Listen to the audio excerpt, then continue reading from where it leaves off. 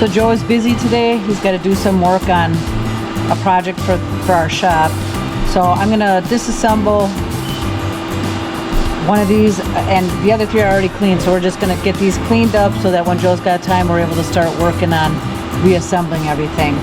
So I've taken this apart, and I want to put this into the parts washer, which is our ultrasonic cleaner.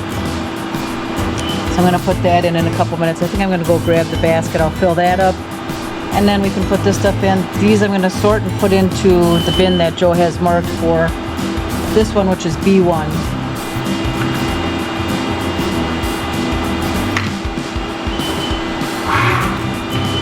Be right back. All right, I'm back.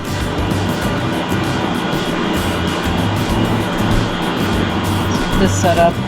This, of course, looks quite atrocious, as you can see, or maybe not see.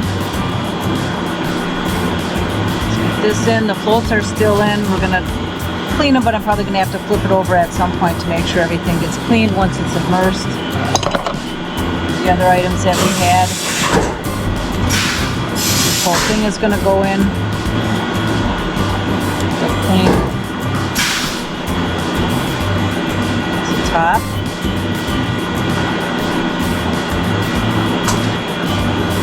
And actually, Joe got the replacement seals and replacement carb kits here. So we have most of the stuff we're going to be able to put new in, but we just want to clean some stuff up.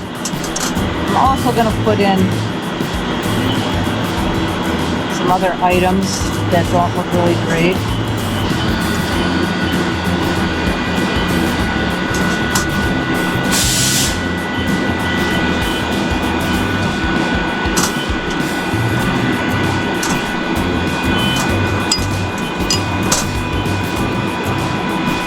A couple other little parts here.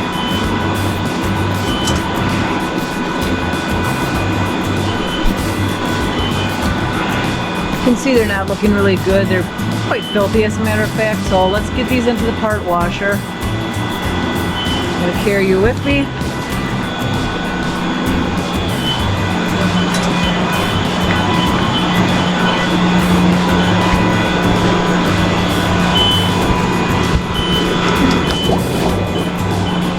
This in a part washer, but I would like to see this immersed a little more.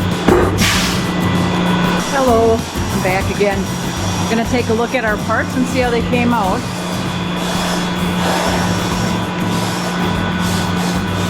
They look pretty darn good, I have to say, especially compared to what they looked like before. I didn't realize that this gasket was in there, was on the other side of this housing. But I let it stay in there and get cleaned off anyway, but Joe has actually bought replacement kits for everything, and a lot of these parts come with it. The only thing I saw that needs a little bit of work is this piece, because they painted it, and I'm going to have to just clean that up and get rid of the paint.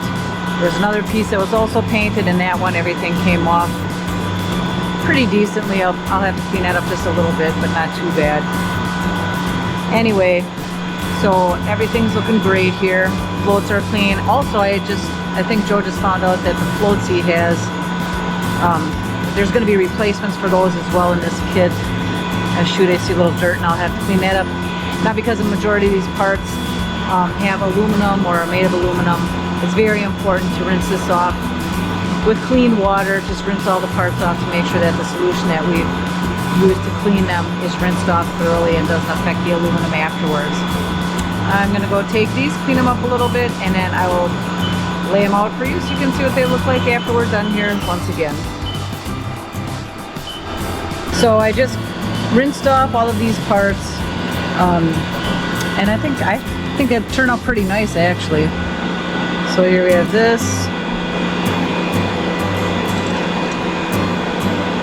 Bolts are looking good. These two rings I didn't actually have to clean at all, because I believe that Joel has decided he's going to order more of these, and I think they come with them. Anyway, so here's the other items that we have to, obviously Joe's not going to keep this piece, but he does need to get this out, and the needle we need for the new ones that he's machined. These turned out really nice, I think. Looking good. And this actually I'm gonna use, we have a product here called Citrus Clean. I want to get that paint off and just clean that up a little bit better. But that was painted and the paint came off. This one turned out fine. The paint, this is also painted black and that came off as well. One other thing, Joe has decided, I believe he's going to order new ones of these, but we do have a customer, or not a customer, we do have one of the viewers actually sent us a note and said it'd be a great job for Joe's wife to restore these. And he said he used isopropyl alcohol and I believe it was peppermint oil. So I'm going to look for some peppermint oil, and just for the heck of it, even if he's getting new rubber, I think it's a whole piece that comes, not just this rubber portion. But I want to check it out just for the heck of it. But I have to get some peppermint oil. I don't have any of that. Definitely we have alcohol.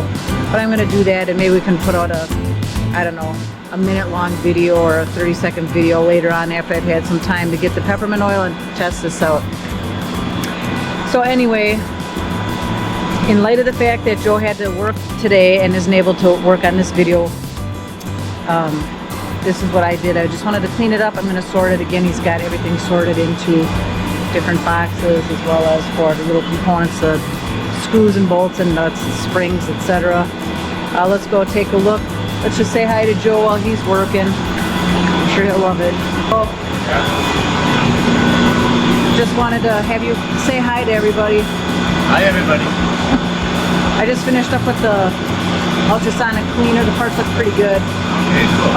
But I told him that I also want to try the rubber cleaning product that one of our viewers suggested with the isopropyl alcohol and the peppermint oil. So I don't have any peppermint oil, so I said maybe we'll put out a 1-minute video for that. Alright, that's cool. Anyway, back to work. Like I said, Joe's gonna order replacement kits for these. Just to be on the safe side, he's not really happy with the rubber that's on it. We just actually noticed today, looks like some of these had a little hand at wrapping some electrical tape on this one, and I think that's what cemented his decision to get some new ones and get rid of these. So anyway, I hope you guys have a great day. I hope you didn't mind me as a substitute. Don't get used to it. Have an awesome day, and thanks for tuning in. Talk to you soon.